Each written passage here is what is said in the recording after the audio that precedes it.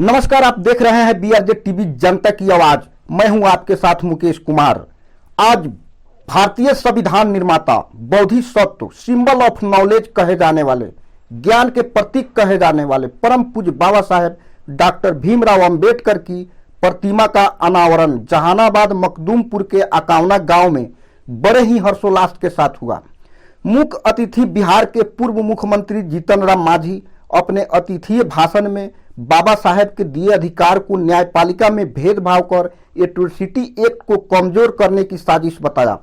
मौके पर थाना अध्यक्ष अवधेश चौधरी, जिला परिषद चेयरमैन जहानाबाद संजू कोहली और भीम आर्मी के जिला अध्यक्ष डीएन ज्योति, स्थानीय मुखिया मनीष शर्मा के साथ गया पासवान, सुबोध पासवान के साथ सैकड़ों की संख्या में शासन प्रशासन जनप्रतिनिधि के साथ काफी संख्या में महिला और पुरुष उपस्थित रहे। बने रहिए बीआरजी टीवी के साथ। कोना के सभी समस्त जनता भाईगण, हमारी दूर खड़ी महिलाएं, सबको अभिनंदन और नंदन हमारे तरफ से।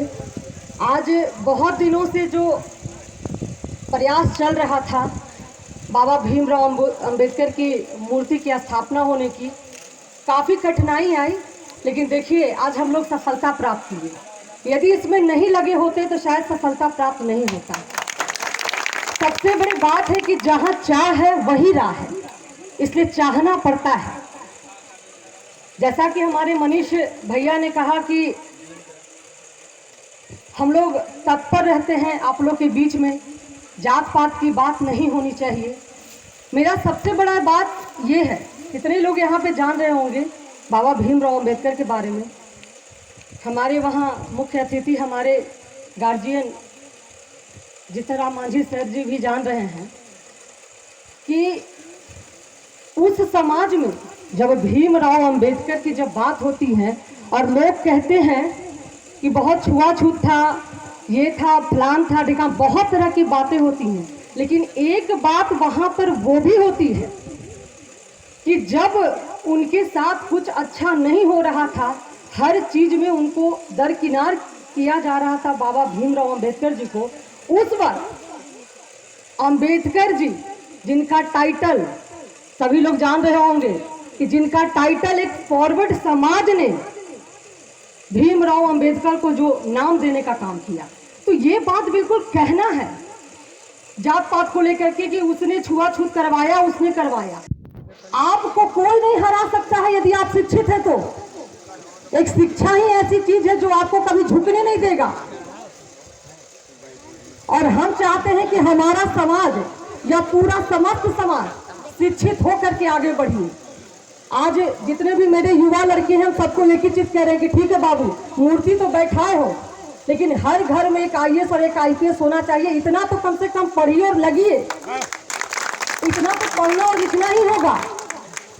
आप यदि समाज पर एक अच्छा ये चाहते हैं कि एक अच्छा विचारधारा चाहते हैं, तो समाज में कम से कम बैठ करके, आज जैसे मूर्ति बैठा है, बैठ करके शाम में या कल आप लोग मीटिंग भी कीजिए कि किस तरह से हम लोग को भाई एग्जामिनेशन कैरी करना है, कैसे हम लोगों को आगे निकलना है और कैसे सीट हम लोगों को अपना ये करना है, इसकी भी होनी चाहिए। मुझे खुशी है कि आज इस अवसर पर यहाँ बोलने का मौका दिया गया है, क्योंकि हम सब जानते हैं कि आज हम लोग एक ऐसे महापुरुष के मूर्ति अनावरण के अवसर पर उपस्थित हैं जिनको संविधान रचना का श्रेय दिया जाता है। भारतीय संविधान का उनको जनक कहा जाता है।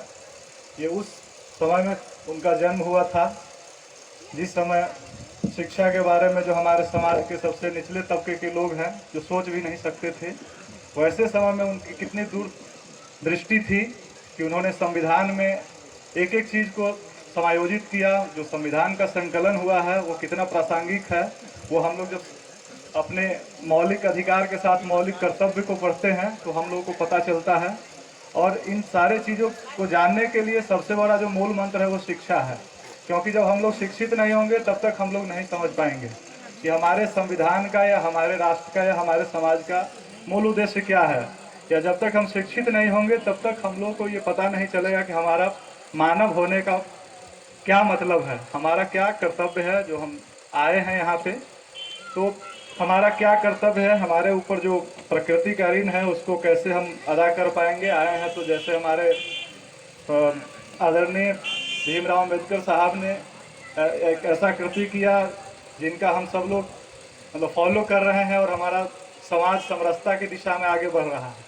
उनका एक ही उद्देश्य था कि समाज में जो ये अलग अलग मुद्दे पे भेदभाव है उसको कैसे निपटा जाए। वो किसी जाति धर्म या सीमाओं के अंदर बंधे हुए नहीं थे या उनको बांधना भी कहीं से उचित प्रतीत नहीं होगा, क्योंकि वो सबके लिए है। समाज में जो व्यक्ति समाज के बारे में सोचता है वो किसी एक गांव, एक देश या एक जगह का नहीं होता है, वो सार्वभौमिक व्यक्ति होता है। और आज पूरी दुनिया उनके ताकत को मानती है। जो हमारे भीमराव अम्बेडकर साहब थे, आज पूरी दुनिया में उनके विचारधारा को अलग अलग राष्ट्रों में समझा जा रहा है, पढ़ाया जा रहा है। तो मैं यही कहूँगा कि आप उनके सार्वभौमिकता को देखें और उनका जो उद्देश्य था, उनका जो सपना था कि हमारा एक सर्व समाज बने, हमारा राष्ट्र, हमारा समाज एक ऐसा रूप धारण करे जिससे हमारा पूरा विश्व में हमारे भारत का और पूरे ये भूमंडलीकरण के आधार पर कहें तो पूरे विश्व का जो कल्याण हो, वो उनका सपना था। तो आज बहुत खुशी की बात है कि आप एक यहाँ पे उनका पहली बार मैं भी सुना कि मखदूमपुर विधानसभा क्षेत्र में पहला उनके मूर्ति का अनावरण हुआ और इस अवसर पर हमारे माननीय भूतपूर्व मुख्यमंत्री जीतन मांझी सर आए। तो हम मखदूमपुर थाना की ओर से और आप सबों की ओर से भी सर को हार्दिक बधाई देते हैं कि सर इस अवसर पे आए और मुझे भी यहाँ से कुछ बातें रखने का मौका मिला। और सब लोगों का अलग अलग रूप है, अलग अलग रूप में हम लोग समाज को योगदान कर रहे हैं। तो यहाँ मुझे भी जो जिम्मेवारी दी गई है, मैं कोशिश कर रहा हूँ कि बाबा साहब का जो सपना था वो कैसे सर्व समाज का निर्माण हो, मैं भी प्रयास कर रहा हूँ, उस दिशा में काम कर रहा हूँ। और मैं सभी लोगों को कहता भी हूँ कि कोई बात रहती है तो डायरेक्ट बताइए और हम लोग कोशिश करते हैं कि टू द पॉइंट काम किया जाए ताकि उनका जो सपना है वो साकार हो सके। इसी शब्द के साथ मैं अपनी बात को यहाँ रखता हूँ। धन्यवाद सभी का फैसला देते हुए कि एक शेड्यूल कास्ट बेटी के साथ बलात्कार हुआ था, वो गूंगी थी, वो बलात्कार हुआ। उनको शेड्यूल कास्ट एट्रोसिटी एक्ट के तहत जो होना चाहिए 3 to 5 सेक्शन है वो नहीं लगा। किस लिए? उन्होंने कहा कि ये नहीं कह करके किया कि तुम शेड्यूल कास्ट हो इसलिए तुम्हारे साथ हम बलात्कार कर रहे हैं, ऐसा करेगा तब वो लगना चाहिए। ये कहाँ की बात है? ये सब नौजवानों को सोचना चाहिए, हमारे शेड्यूल कास्ट के लोगों को सोचना चाहिए कि अगर शेड्यूल कास्ट कहीं जा रहा हो, हम एक कहें उसको गाली दें और जब दरोगा जी आवें और केस करेंगे तो कहेंगे नहीं हम नहीं जानते थे कि शेड्यूल कास्ट है। तो अभी सुप्रीम कोर्ट ने जो वर्डिक्ट दिया है उसके आधार पर SC ST एक्ट वहाँ पर नहीं लगेगा। ये बहुत गंभीर बात हो रही है न्यायपालिका की ओर से भी, हम शेड्यूल कास्ट की ओर। इसलिए नौजवान बच्चों, इसको सोचने और समझने की चीज़ है। इसीलिए हम कहना चाहते हैं, ये दिल्ली सरकार जहाँ जिनके हम अंग हैं, NDA के अंग हैं, आज गैर शेड्यूल कास्ट को आरक्षण मिले। ताल कटोरा स्टेडियम में 2017 में हमने पहले मांग किया था, हम उसके हैं उनको मिले और उनको मिला, जनसंख्या के आधार पर मिला। 15% अगर जनसंख्या है तो 10% उनको मिला। हमारी जनसंख्या अगर 85% है तो क्या हम 35% हमको मिलना चाहिए?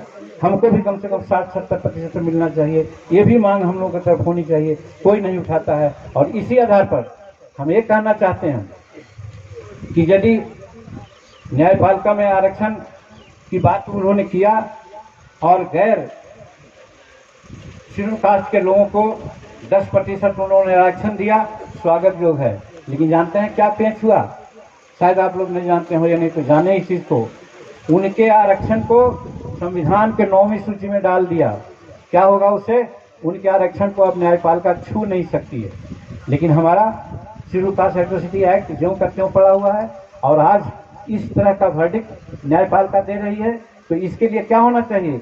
एक ही बात होना चाहिए, मांग होना चाहिए कि हमारा शेड्यूल कास्ट एट्रोसिटी एक्ट को भी संविधान के 9वीं सूची में डालो। इसके लिए संघर्ष होना चाहिए। अगर ये बात हम करते हैं तब हम समझते हैं कि बाबा भीमराव अम्बेडकर के बताए हुए कामों को हम आगे बढ़ा सकते हैं, ले चल सकते हैं।